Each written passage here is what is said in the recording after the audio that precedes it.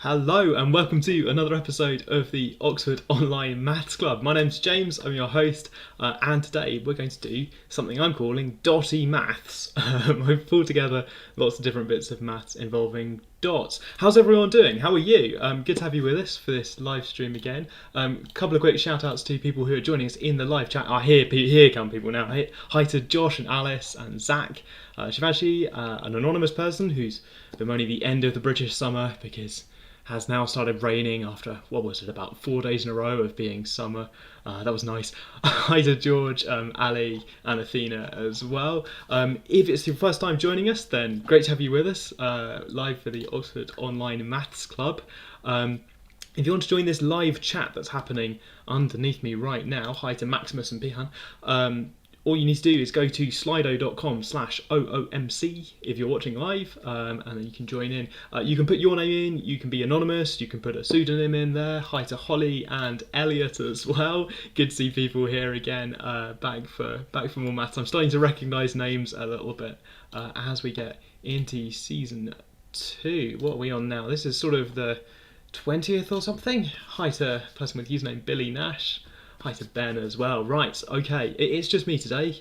I sometimes have students on. At the moment, all my first year students are getting ready for their exams are starting next week, and my second years are already off and away. Hi to Molly and Tom. Hi to Rebecca and Ross. There we go.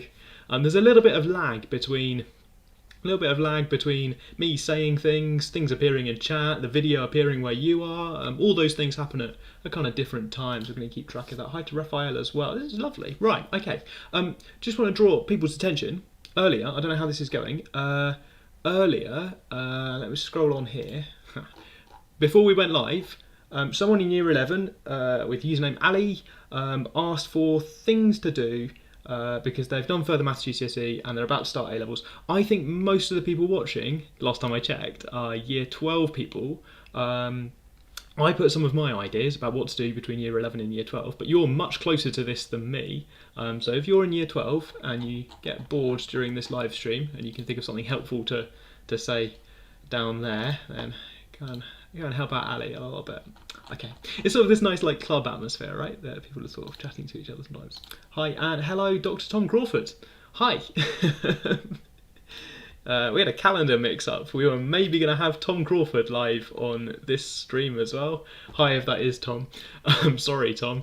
We were maybe going to have Tom live this week, but I'm an idiot, and we're going to have Tom on next week instead, due to a calendar mix-up that was all my fault. Right. I don't know if that is Tom or not, or if it's just someone. Okay, right, cool.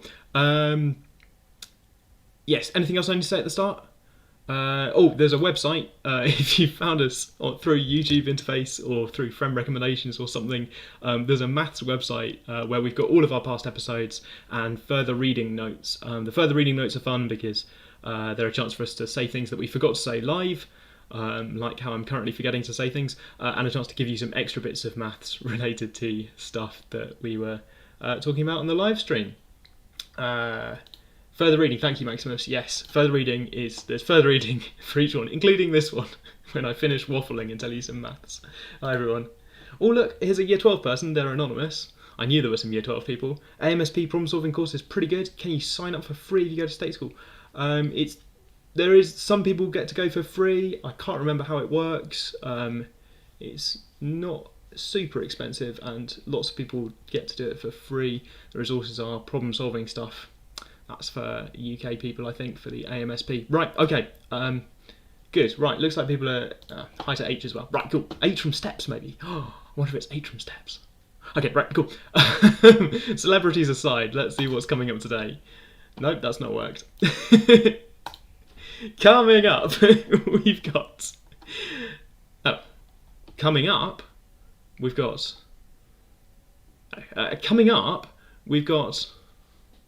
All will become clear in a moment. Further reading is posted each week on Friday, the day after the live stream, so check back at the website and see more bits and pieces of maths over at www.maths.ox.ac.uk/r/club. Hi to Toby as well. Right, cool. So my idea for today is dots.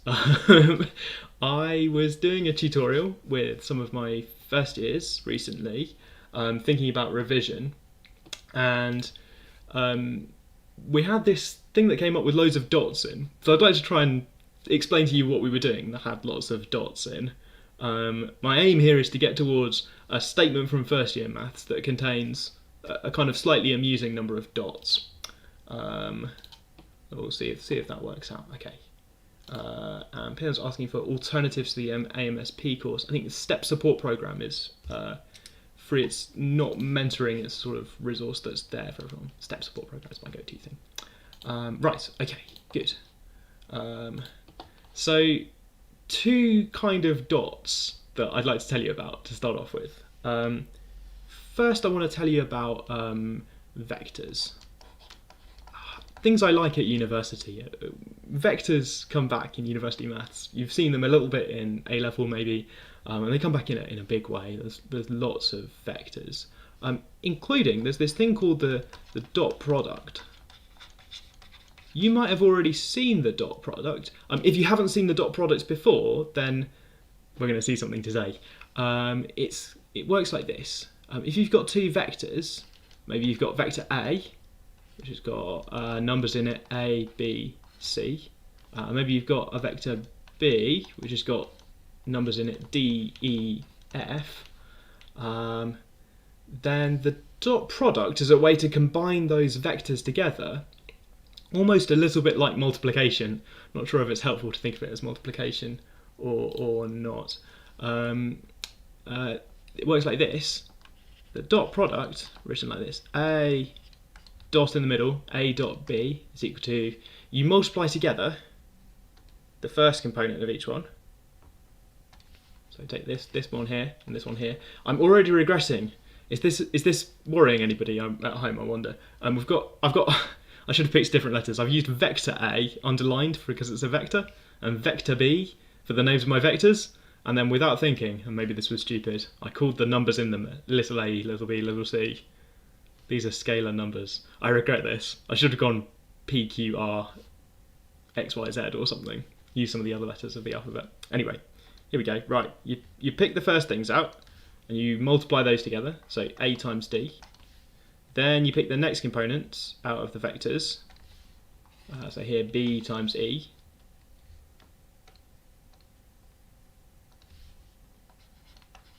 And then you pick the last ones out of the vectors. So here C times F. And that's your dot product. There's a way to combine two vectors together. Just catching up with chat, sorry. Somebody's doing these in class at the moment, fantastic.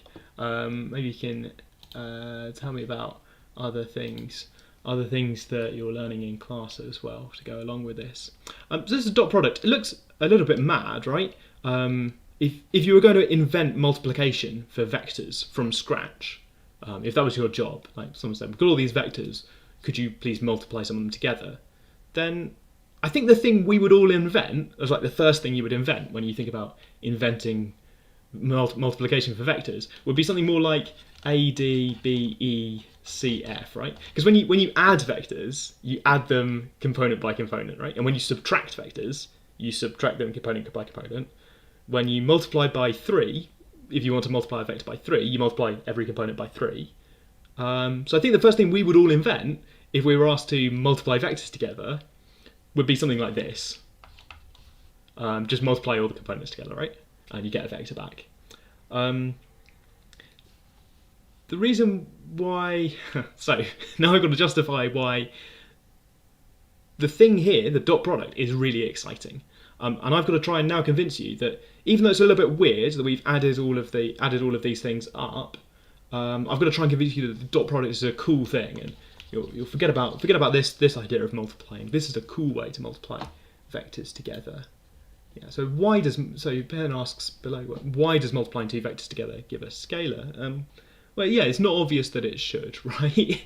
Maybe there are other ways to multiply vectors together. In fact, the thing I just scribbled out is pretty much, I think, another valid way to multiply vectors together. Or is it? Yeah. Well, let's see. Let's talk about the dot product a little bit. People are talking about dot product. Yeah. People are talking about other ways to multiply vectors together. We're talking about interesting properties of why the thing I scribbled out is maybe less interesting than this thing. Here's something cool about the dot product. It turns out that a dot b equals 0, like the number 0, because a dot b is a scalar thing, if and only if, this is not quite going to be true, if and only if a is at right angles to b, or one of them is 0. Okay. As I was writing, I thought, oh right, okay, gotta put that. Gotta put that. One of them might be 0 case. This is kind of cool. It's really not obvious that if you multiply the components together like this and then add them up, that you get something that's 0 if and only if the vectors are at right angles to each other. It's sort of a surprisingly nice thing to check if you want to check whether vectors are at right angles to each other. Maybe you already knew this fact, because I've got a strong feeling that this fact is in A level or further maths or something like that.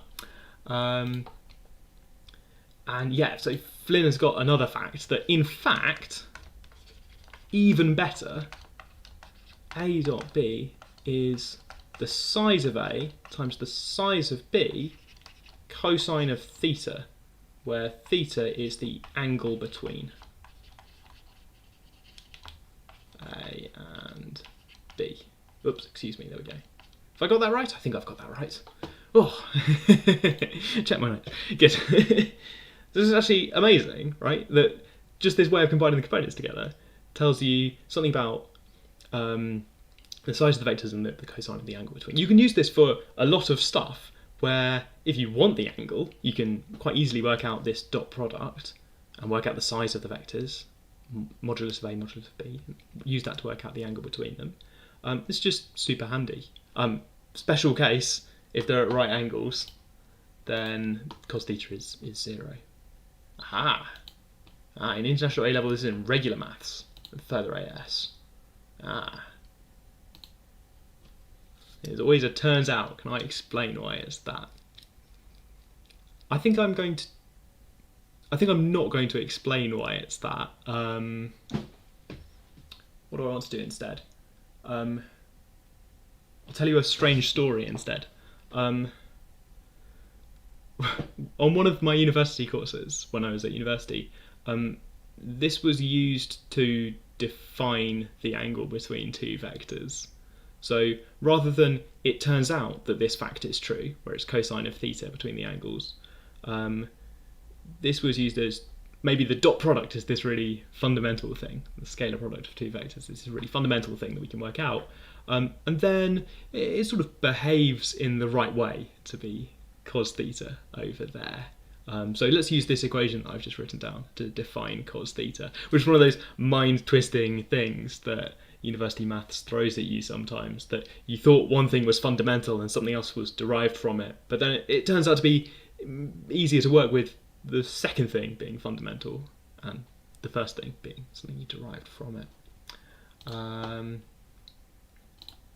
Yeah.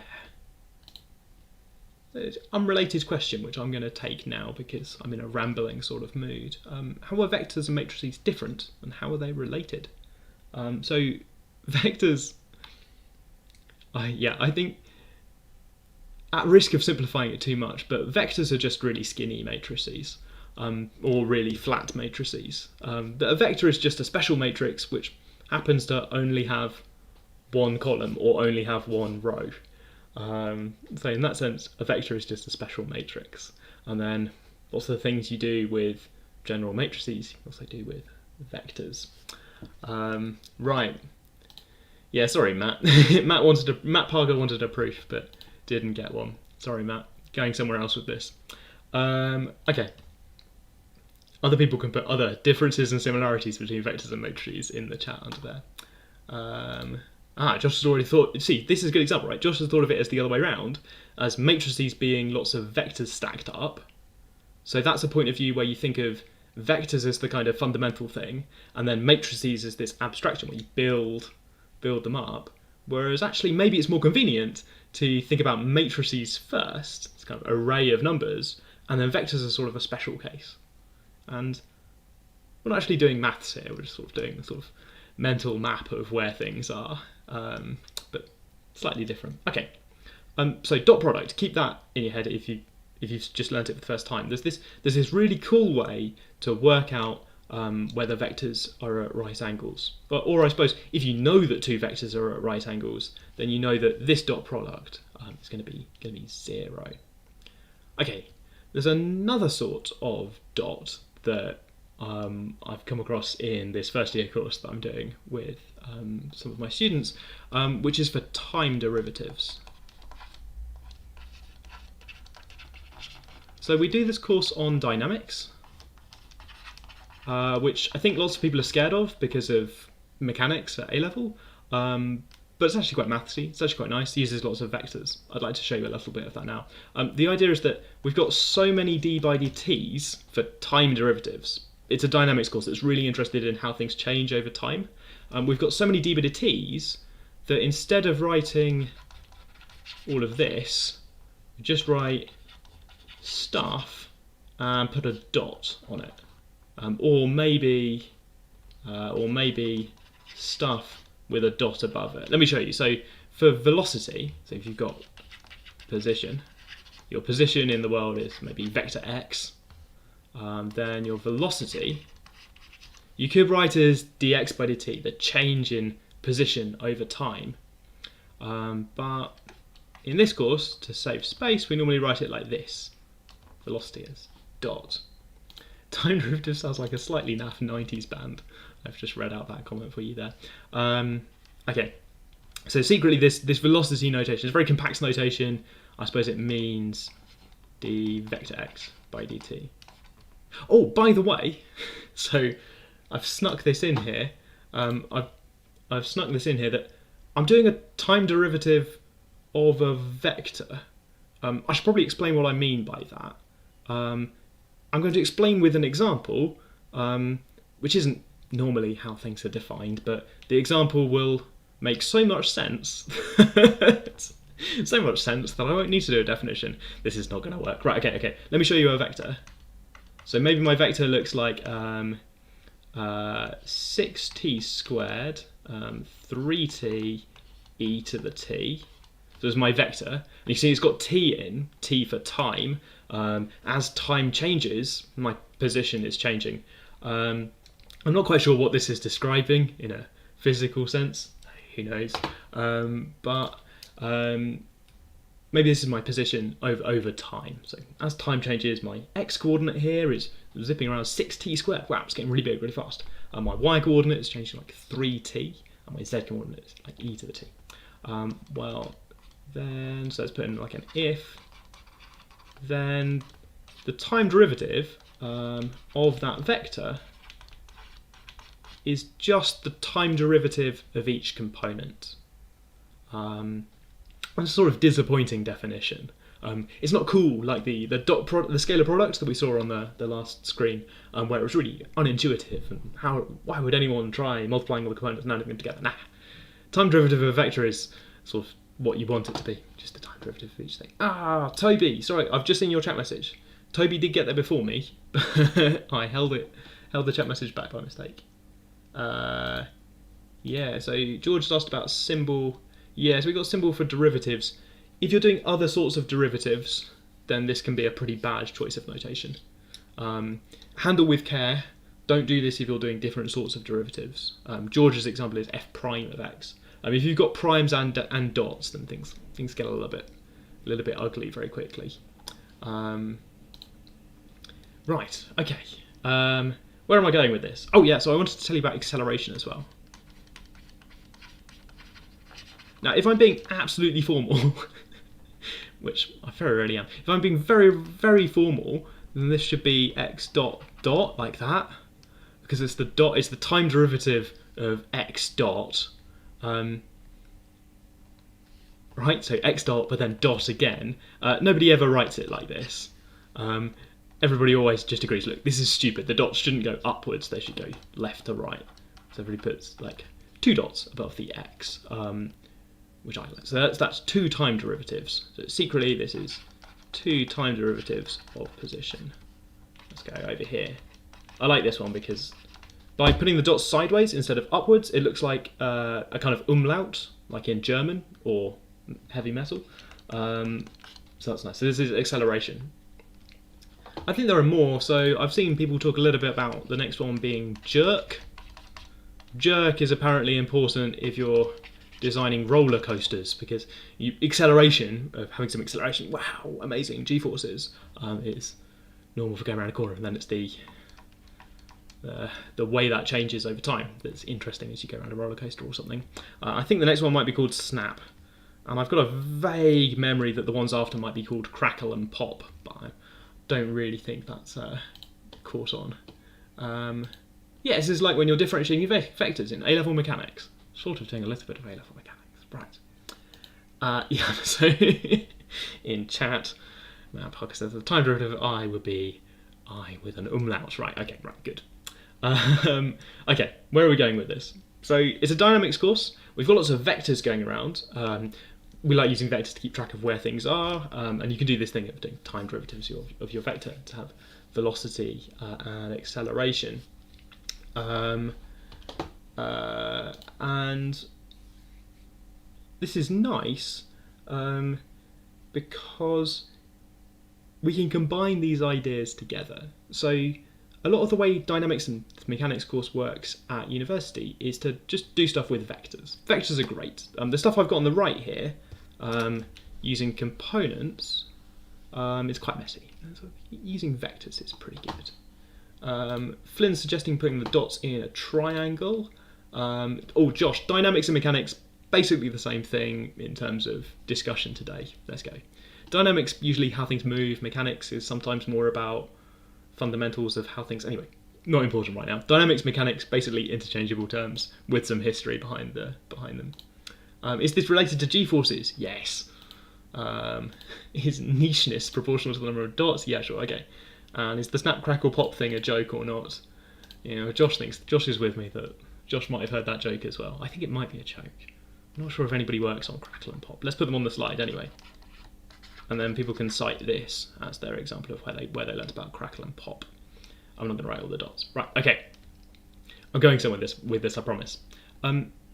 There's this bit in the dynamics course where we're essentially learning how roller coasters work. So we've got a roller coaster works like this. You've got some path, and you've got a roller coaster that sits on it, and it's kind of joined on with these it's not allowed to go off the track. So it has to go on the track. Going off the track, terrible, bad idea. We've all tried it in Roller Coaster Tycoon, and it makes your park rating go way down. Right. Okay. So the roller coaster is going to go along the track. The equations for what it's doing is given by my favourite mathematician, Newton. Newton's second law, which you learn in school as F equals ma, forces mass times acceleration, for constant mass. Roller coasters tend to have constant mass, unless something goes terribly wrong. Here, in this course at university, we're talking about everything in terms of vectors. So we tend to talk about things as mass times vector. Mass times acceleration is equal to the forces. And the forces here, there's one big obvious force as you're going down here. That's this force of gravity, which we normally write as mass times gravity, vector, because it's a vector pointing down.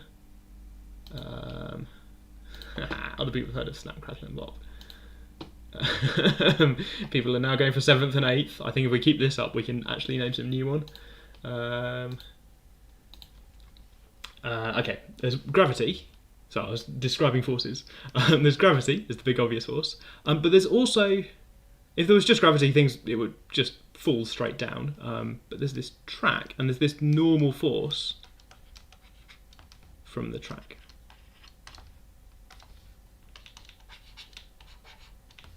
Okay, roller coasters, if this roller coaster is not powered, those are the only forces on it, gravity and this normal force. Why is it called the normal force?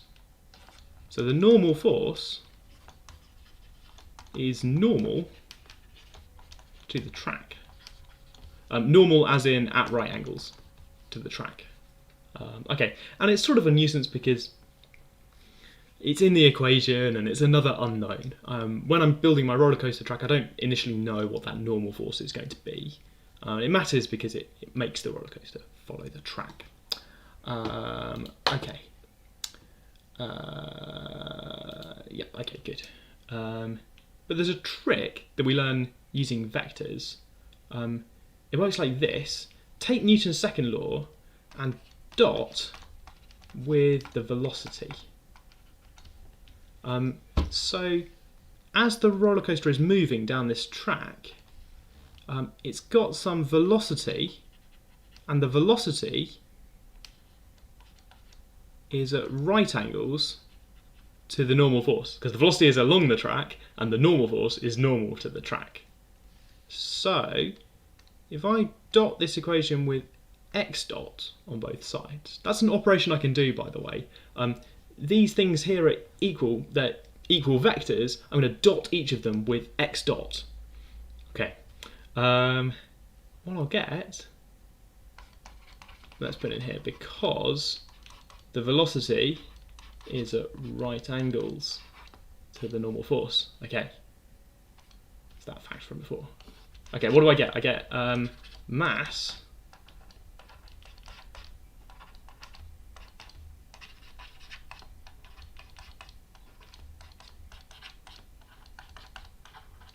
but these things are at right angles to each other. So I get this nice equation that doesn't involve the normal force. I've kind of eliminated it from the equations. And it's a little bit like when you eliminate things from systems of equations by manipulating them to remove a variable. Here I've eliminated a variable by dotting each side with a vector. And that's correct. We do not have to consider the centripetal acceleration because we're in an inertial frame, which is something from earlier in the course that I wasn't going to talk about. And we're not going to have the fight about centripetal acceleration now. Right, okay. It'll come out of the equations, is maybe the best thing to say to people looking forward to some centripetal acceleration.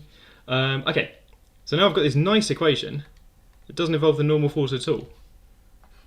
And I wanted to show you this because this kind of operation that I've just done, it was sort of a random step that I pulled out of a first year Oxford mathematics course.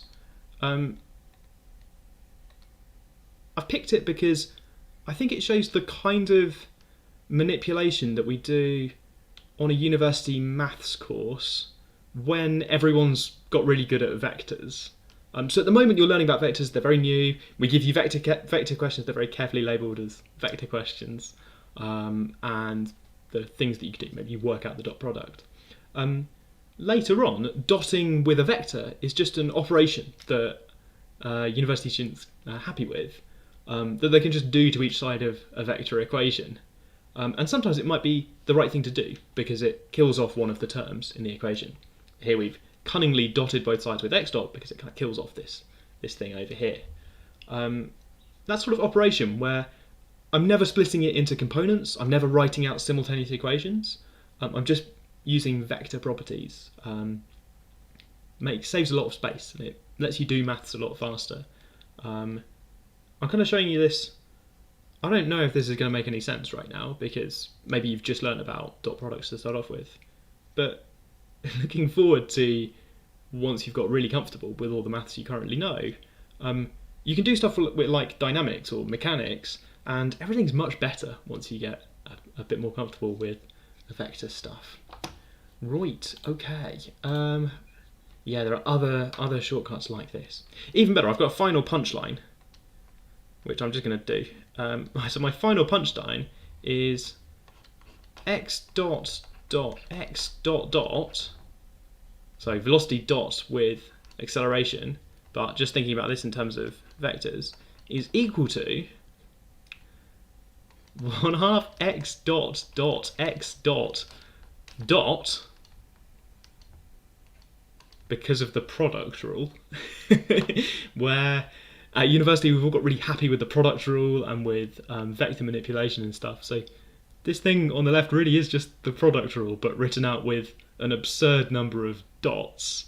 So the thing on the right is a time derivative of something that's already a time derivative, but it's the time derivative of a vector product. The product rule there is just dot each one and add them together. And they're equal here, so it gets rid of the factor of 1/2. We end up with this. So brilliantly, we can integrate each side. I'm now definitely going too fast to make any sense.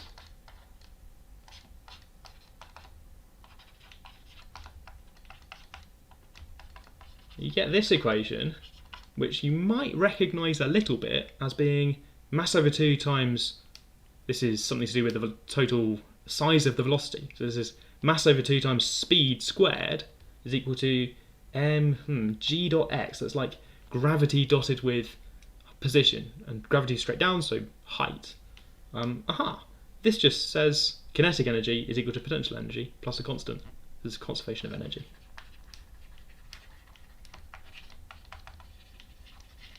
And I think I remember at A level getting from Newton's second law up to conservation of energy. It's quite a lot of work, but here with the vector stuff, everything gets a lot better. Oh, is the operation dot distributive over addition? Yes, I should have said earlier. That's another cool thing, isn't it? That A dot B plus C is equal to A dot B plus A dot C. Good spot, anonymous person there. There we go. Isn't that nice? So things get much more compact, and if you're really happy with the vectors, then you can sort of follow mathematics like this at some point. And you get to use amazing facts. Like I'll say it again. X dot dot x dot dot is equal to, well, it's just the dot of 1/2 of x dot dot x dot, which is a lovely number of dots. Right. Okay. That was the punchline for a bit of first year maths that made me giggle because of the sheer number of dots. Right. Okay. I've got an ad break. Let's play the ad break now and try and catch up with what people are doing in chat. Here's the ad break problem. I'll put a live poll on as well. It's one of those word cloud things. It's dot related. I'd like to know how many dots are on a set of dominoes. Dominoes are every pair of 0 to 6 dominoes exactly once, including the doubles. There's this double one. They're listed out here. How did I integrate the vector function? Someone in chat says. Okay, I'm going to leave the problem on screen while people are doing this. And I integrated the vector function by... Yeah, no, I should have said something. So earlier I told you how to differentiate a vector with respect to time. You just differentiate each of the terms. Or just put a dot on top of it. And then your notation says, oh, I've dotted this vector. How do you integrate anything? You usually recognize it as, and you say, aha, I recognize that. That's what you get when you differentiate blah. So if you see 2x, you can integrate that and say, aha, I know that. That's what happens when you differentiate x squared.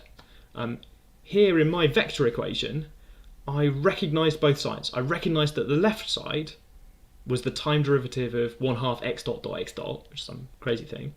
And I also recognized that the right-hand side was the derivative of mg x dot. Sorry, the derivative of mg dot x. Too many dots. That was the name of the game, though, wasn't it? Okay. So I integrated it by recognizing each side as a time derivative. Just like we recognize things as derivatives in other things. Right, okay, hang on, can I switch this to... This is not a very exciting thing for the people watching the live stream. Let's click that, okay. The question just come in here as well. What is the constant in the conservation of energy equation? Yeah, so it could be anything. It could be anything that doesn't affect the dynamics. You could think of it as being a constant from the initial condition. So if you start at the top of a hill, then you've got lots of potential energy and maybe no kinetic energy. And then you start rolling down the hill, and those numbers change, but they still add up. How are we doing? Did we find suggestions back down at the start for Ali? People say nice things to Ali. I'll check everyone's being nice. No one else said nice things to Ali. Okay. Oh, people are doing S2ep8 at the moment. Good little step, my words. Right, okay. We go nicer on everyone, since you might have had step earlier today. People are voting. People are voting for how many dots are on a set of dominoes. I think you've just about maybe had time to count how many dots are on. Count how many dots are on the screen. I think the best way to work it out, if I had to work it out, would be something like every number. I think I've seen this in like a trivia quiz question, by the way. So if you're ever in some sort of Zoom quiz and this comes up, you're going to know the answer in advance. It's good. Every number. So how many ones are there? There's a 1 here, here. Okay, so there are 1, 2, 3, 4, 5, 6, 7, 8 ones. Add those up, and I've got 8 dots. And I might try and count the 2s. So 2 here and here and here and here. Where are the 2s? Here and here, and here and here. And 1, 2, 3, 4, 5, 6, 7, 8. 8 of those as well. And that's when I realised that, oh, hang on, every number appears with every other number, including 0 up to 6. So that's 6 other things it appears with. And it appears twice on the domino that's got both dots. So every number appears 8 times. So all I need to do is 8. Every number appears 8 times. 1 plus 2 plus 3 plus ... plus 6. I could probably have written 4 plus 5 in about the same time I wrote ... but I wanted some more dots. Okay, and people in chat are telling me that is 8 times 6 times 7 over 2, which is 21 times 8, which is 168, which is brilliantly also the number of hours in a week, right? 273, someone says in chat. 147, a lot of dots, 164, but 168 has won that poll. A lot of dots. Cool, right, good. Yeah. Oh, Zach's put the 0 in as well. There we go. Even 0 appears 8 times. 1, 2, 3, 4, 5, 6, 7, 8. Yeah, there are 8 zeros as well. E doubled. That's a very E thing to do, isn't it? To just continuously double up lots and lots. I stole this picture of Dominoes from the Enrich website, but to make it up to them, I've put a link to their website at the bottom, enrich.maths.org/1200. It's on a page of other Dominoes things. Ooh, here's a different one. There's an average of 3 dots per square. It says your name, brackets, optional, close brackets. And there are 7 times 8 squares. Ooh, that does work. Is it obvious there's an average of 3? Yes, because every domino comes with a kind of mirror image pair, right? Every domino has a kind of mirror image. I guess the 3-4 domino doesn't have a mirror image. Not obvious to me the average is 3. Maybe I'm being silly. Not obvious, the average is 3. Anyway, more Dotty things. So I've got one more Dotty thing to show you following this ad break. I'm going to give your name optional a quick chance to explain why. Is it obvious that the average is 3? Well, the average of these numbers is 3. I guess once you've realised they all appear equally often. No, wait, the average of... I'll confuse myself. They don't go to 8, do they? They don't get to 8. Yeah. The average of these numbers is 3. So once you've realised they all appear equally often, then it's obvious. But it's 3 per square. Maybe it's obvious to start off with that it's 3 per square. Cool. They do appear equally often. Yeah, good. Each square, yeah, okay. Ross agrees as well. The numbers kind of all appear equally often. If you do that, you've got to remember the zeros, like Zach did. You've got to remember to have the zeros in there as well if you're going to do this equally often argument, and there are 56 of them. Otherwise, if you ignore the zeros, then the average is slightly more than 3. This 0 one up here is important for your average argument. Right, okay, there we go. Strategy there of way to count all the dots, being careful to include the domino that doesn't have any dots on, which for some people strategy matters somehow. Right, okay, I want to talk about dice next, because they've got dots on. Heads up, if you were doing the live streams, I talked about this problem almost a year ago. I've been trying not to reuse things, but I am going to reuse this one because I really like it. If you've been watching this content for about a year, back when it was a different sort of live stream for Matt last year, then you've seen this before, but I don't think I talked about the answer, so I'm going to talk about it. Okay. Dice.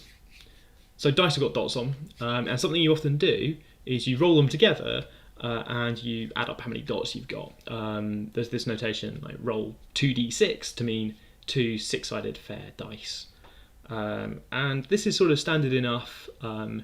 It's used in like Monopoly or Dungeons and Dragons.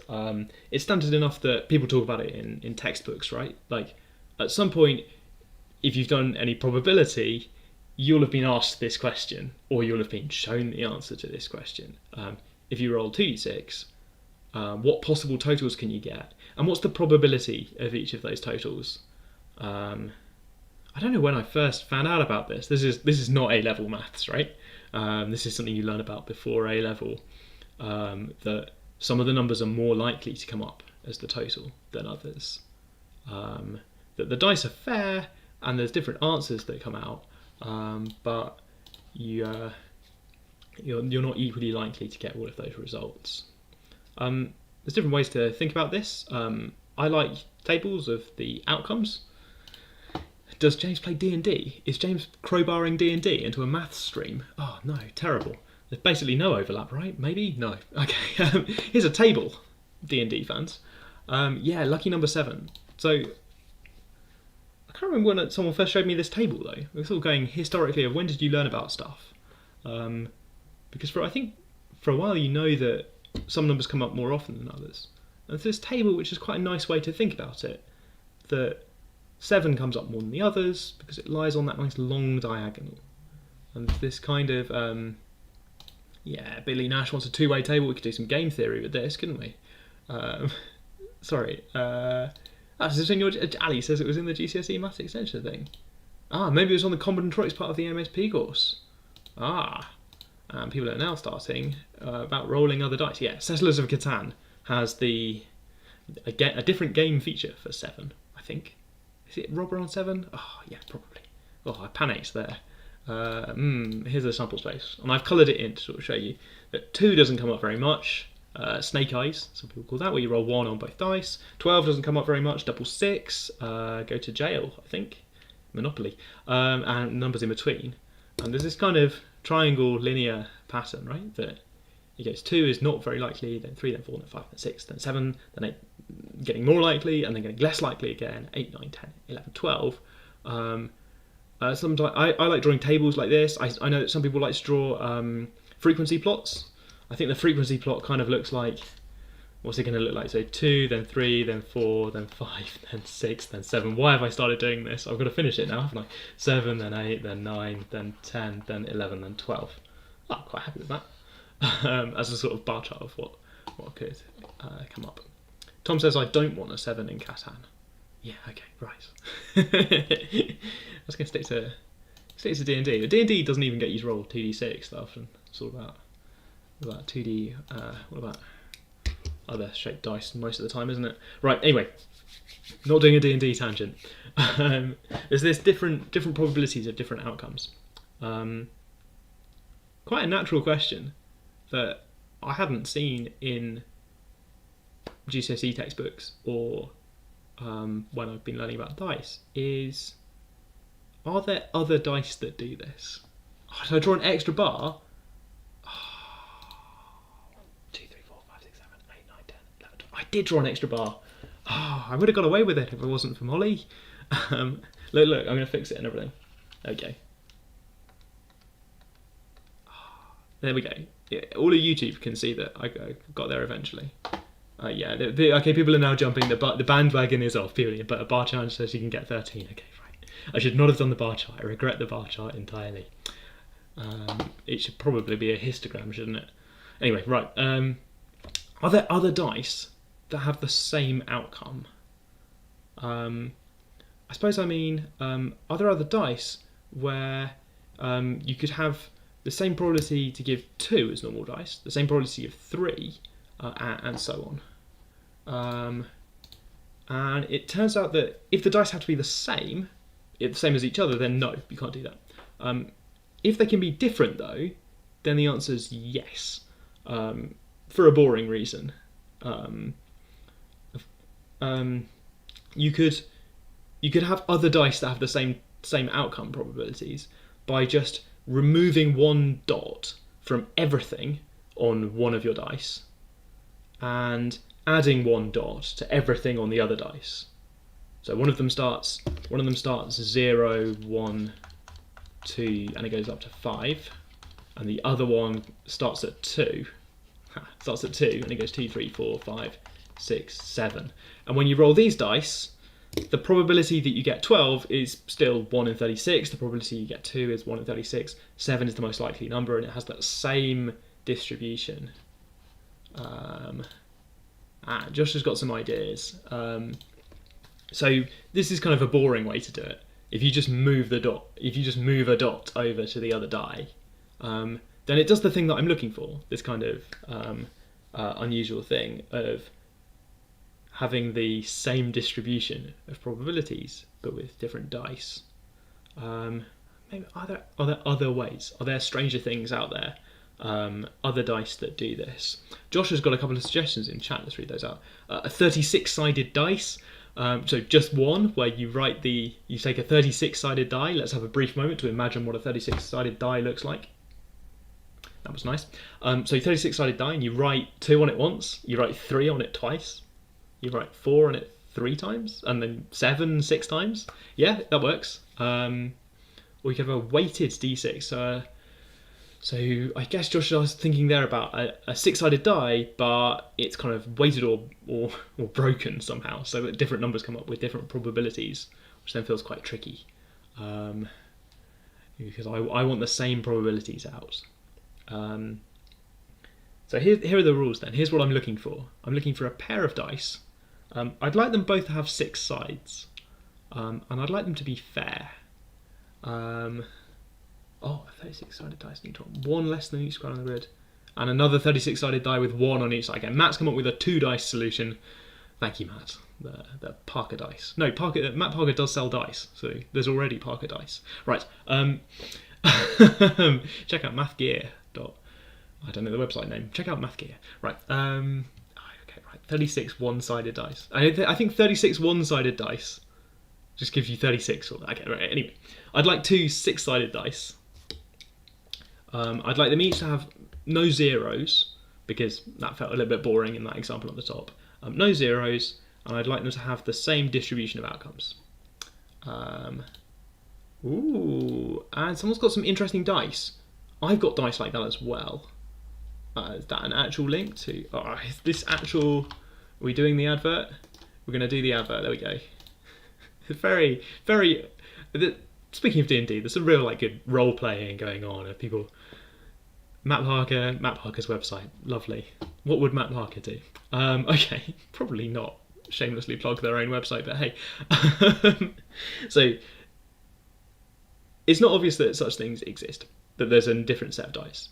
We're going to try and invent them. Here's how we could get going. So stranger dice. I'm not allowed any zeros. So this is my first step. I'm not allowed any zeros for this new exciting one. We tried 0, it was boring. I'm not allowed any zeros, and I've got to make 2. If I'm also only using whole numbers, who out there? Somebody out there is probably trying to divide by 2 and multiply by 2 or something odd. I'm using whole numbers. Okay, so if I want to make 2, and I can't use 0, and I've got to use whole numbers, then I need to put a 1 on each of the dice.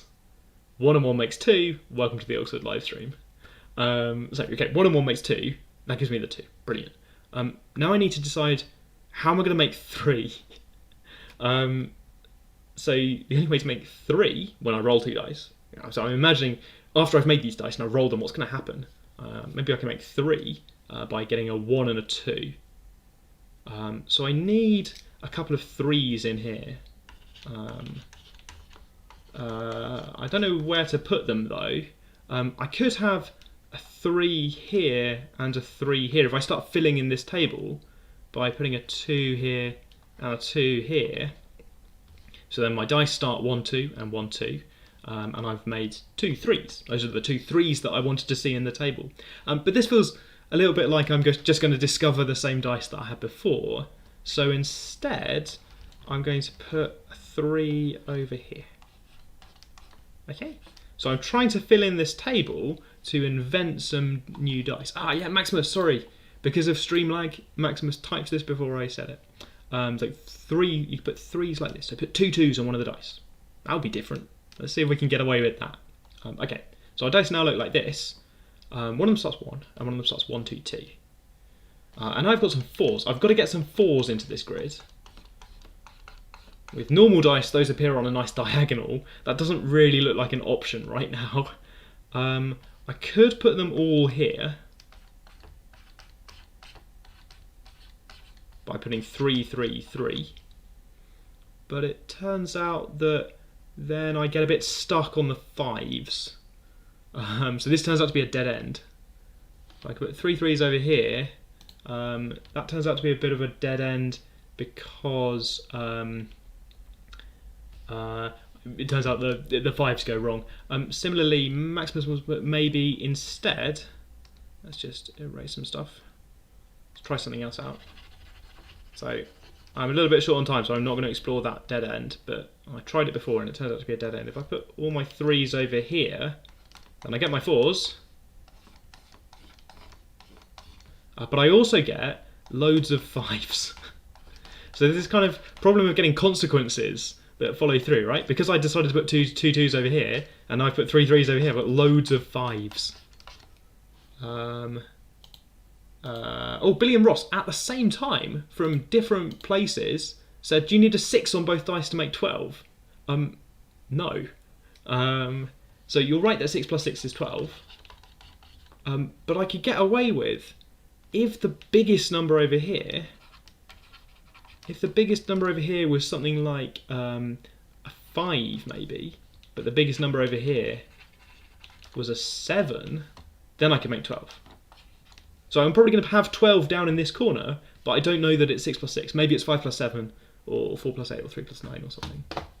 Maximus is playing along, wants to move a 3. And that's actually a different case that I've tried out here. So yeah, that's my 3 4s doesn't work. Turns out you can't put the 5s anywhere. I've got 4 5s to place in here, which is starting to look like I might have to put, what is this? This has got to be a 4, so I get a 5 here, but then I get lots and lots of 6s and 7s. I'm not getting 5s fast enough. I guess I can't make any 5s over A. Not important. If I try putting some 3s like this, splitting them up like this, then as a kind of consequence, I get these 5s and these 6s. So I wanted maybe split my 3s up like this, these 5s and 6s, and now lots of the grid is filled in. Crucially, lots of this left dice is filled in, left die is filled in.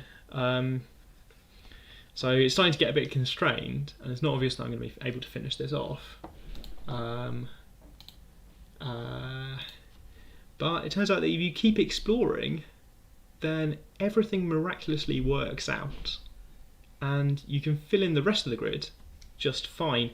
So I've sorted out my 4s, and I've got some 5s. I need some more 5s because I'm supposed to have 4 of them in the grid somewhere. I could get all of them by putting 4 4 4 over here, but if I put 4 4 4 over here, I'm going to get a huge number of 6s. So I just split up my 4s a little bit. I need to put, I guess, a 4 over here as well. So one of my dice is now set, and once one of my dice is set, then I can fill in the rest of the table and just see whether it works. And brilliantly, it turns out it does work. I can fill in all the numbers to get this table, which has the same distribution of outcomes as two regular 6-sided dice. Let's read these out. So one of these is a 6-sided dice, 1 2 2 3 3 4. So it's got 2s on 2 of the faces, 3 on 2 of the faces, and a 4. And the other one says 1 3 4 5 6 8. So it's made 12 by having, if you roll a 4 on one die, an 8 on the other, which just looks like a completely random set of numbers. But it works because all of the numbers are there in the right frequencies. It's got some nice symmetry going on as well. The numbers at the top are not random, really. The opposite ones add up to 9, which is nice. On the left eye, opposite faces, I guess, add up to 5. At the top, opposite faces add up to 9. So there's this nice symmetry going on, pink to red to orange, but coming around the other way, purple to blue to lighter blue, going through. The 7's in the middle, And then the distribution of where the numbers are is a little bit more complicated and different. These are called Sicherman dice. Oh, hello. There they are. Sicherman dice. The one on the right is, anyway, after someone called Sicherman who discovered these. So we've sort of done a little bit of exploring now. I guess homework or something to try out is to work out, is this definitely the only one?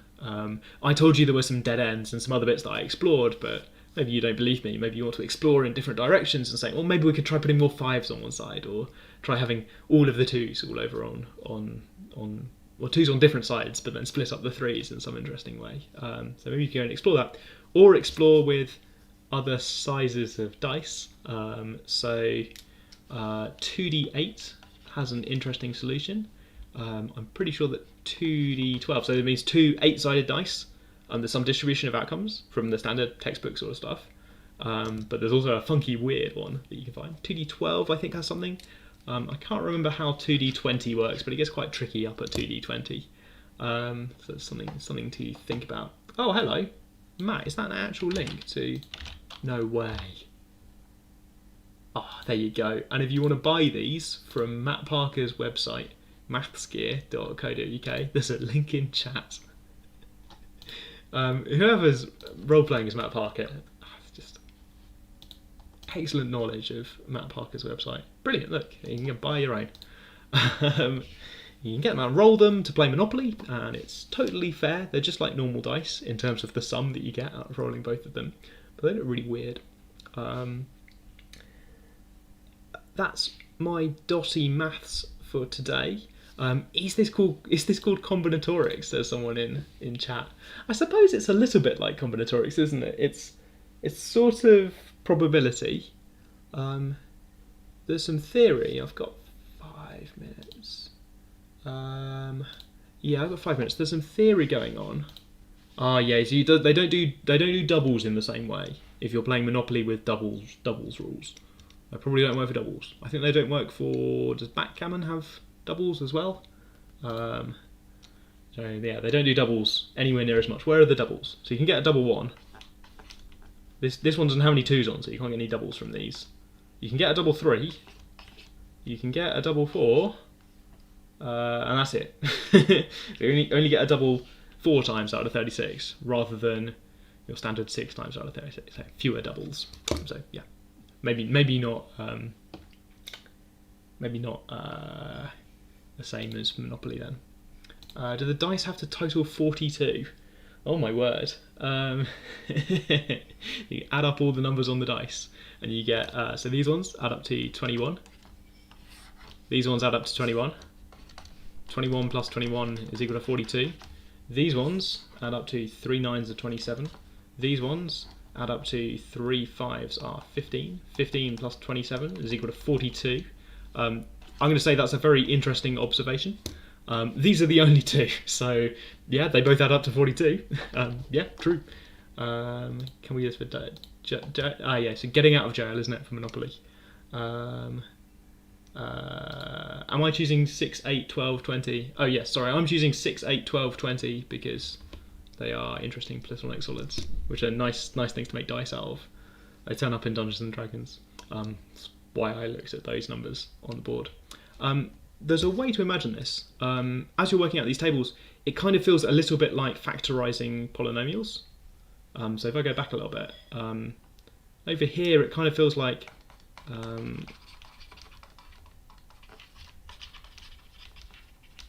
by which I mean like when you're factorising a polynomial, when you're taking out a factor, you write in a coefficient in this sort of second bracket. You've got like, I don't know, x squared plus 3x plus 2 plus x to the 4, and you're writing that as like x minus 1, and you're trying to factorise it. So you write down an x cubed here, and then when you write down the x cubed, there's kind of a consequence that as well as the x to the 4, you pick up a minus x cubed. So you need to fix that by putting it in another thing, and then keep going. So it kind of feels a little bit like factorising polynomials. You know, you set one thing and that has a consequence that you then try and fix, and then there's a consequence. And if you did it right, then you picked a factor of the polynomial, so everything works out at the end.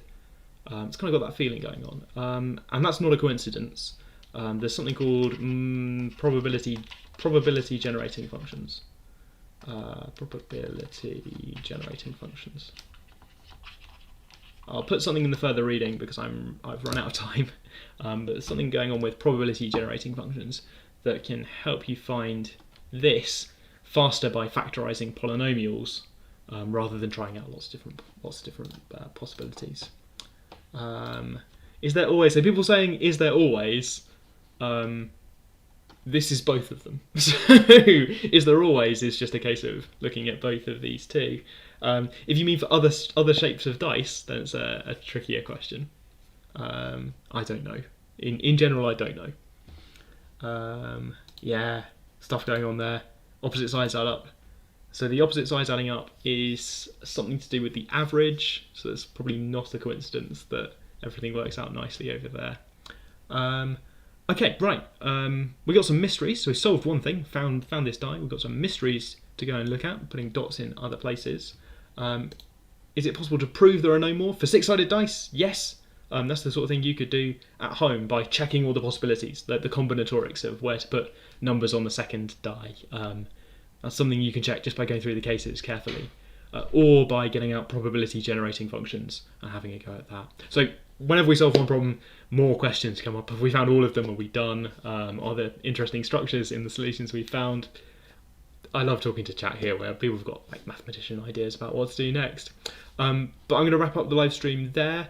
And I'll see you in 167 hours, one fewer than the number of dots in a set of dominoes, for the next episode of Oxford Online Maths Club. Have a lovely evening. Take care. Goodbye. Oh, no, not that. Oh dear. Let's do the transition anyway. There we go. There you go. Press the wrong button twice in the same live stream.